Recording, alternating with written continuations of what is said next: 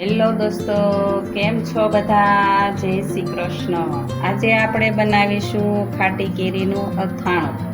તો અથાણું બનાવવા માટે આપણને અહીંયા જોશે રાઈ, લવિંગ અને મરી લીધા છે, લાલ મરચાં લીધા છે, ધાણાના કુરિયા લીધા છે, હિંગ લીધી છે, વરિયાળી લીધી છે, રાઈના કુરિયા છે, હળદર છે, લાલ મરચું છે અને આપણે અહીંયા મેથીના કુરિયા લીધેલા છે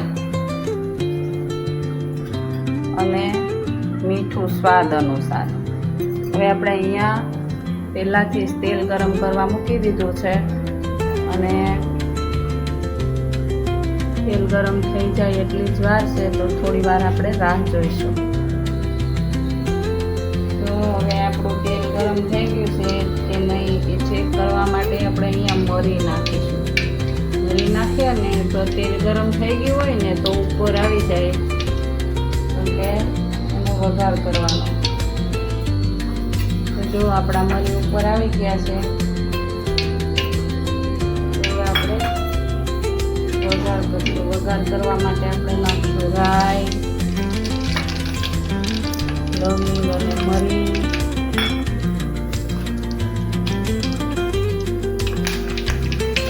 લાલ મરચાં એડ કરીશું। લાલ મરચાં એડ કરીએ ને તો છે ને અથાણામાં એ લાલ મરચાંનો પણ ટેસ્ટ બહુ મસ્ત આવે છે।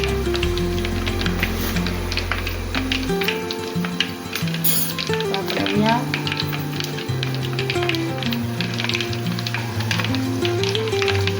શેકાવા દેવાના છે લાલ મરચાં છે ને, આપણે હિંગ નાખીશું।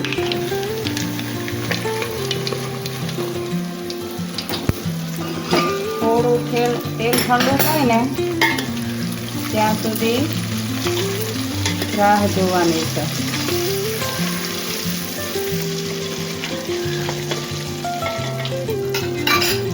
આપણે ધાણાના કુરિયા ઉમેરીશું,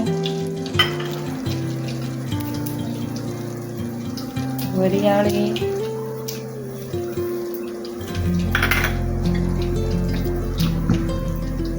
રાઈના કુરિયા નાખવાથી છે ને 12 મહિના સુધી અથાણું એવું ને એવું રહેશે, ફૂગવળતી નથી અને બગડતું પણ નથી। તો રાઈના કુરિયા ફરજિયાત નાખવા। લોકો એમ કહે છે ને મારું અથાણું પોચું પડી ગયું, અથાણામાંથી વાસ આવે છે, તમે રાઈના કુરિયા નાખો ને એટલે એમાં કંઈ જ થતું નથી।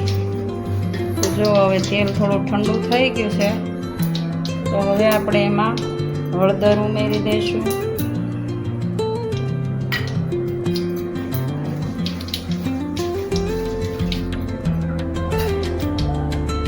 લાલ મરચું પાવડર ઉમેરી દઈશું,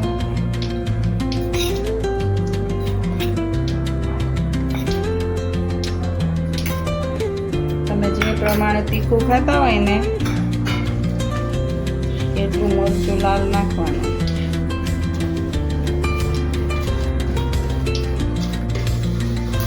મીઠું છે ને, મીઠું આપણે કેરીને બોળી હોય હળદર મીઠુંમાં એટલે ઓલરેડી ખારી હોય જ છે।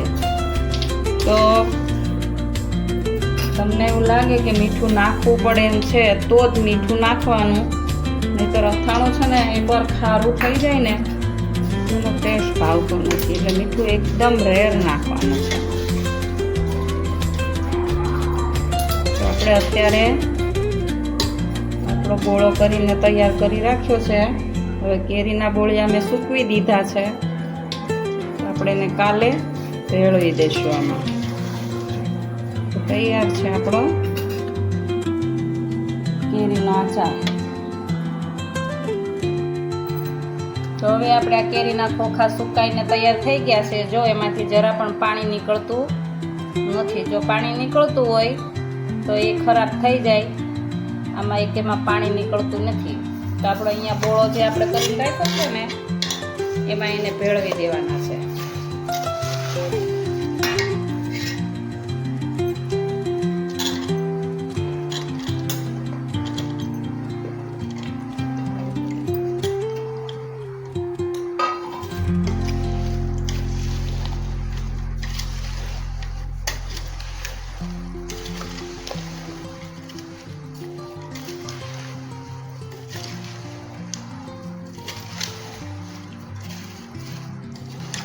બરાબર મિક્સ કરી લેવાનું છે. આ અથાણું છે ને 12 મહિના સુધી આવું ને આવું જ રહેશે.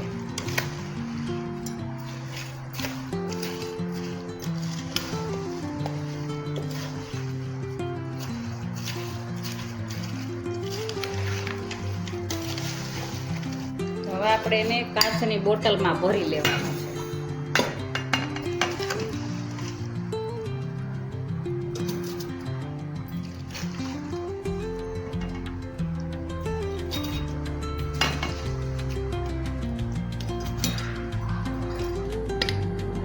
તો છે ને આપણે કાચની બોટલમાં અથાણું ભરી લીધું છે અને આમાં તેલ ઉપર દેખાય ને એવી રીતે રાખવાનું હોય છે. જો તમને એવું લાગે કે તેલ ઓછું છે તો બીજી એક તપેલીમાં તેલ ગરમ કરી લેવાનું અને 1-1.5 કલાક સુધી ઠંડુ થવા દેવાનું અને પછી ઉપરથી તમારે આમાં તેલ નાખી દેવાનું છે. જો આ કેરી અંદર દેખાય નહીં ને એવી રીતે તેલ હોવું જોઈએ તો 12 મહિના સુધી અથાણાને કંઈ જ થતું નથી.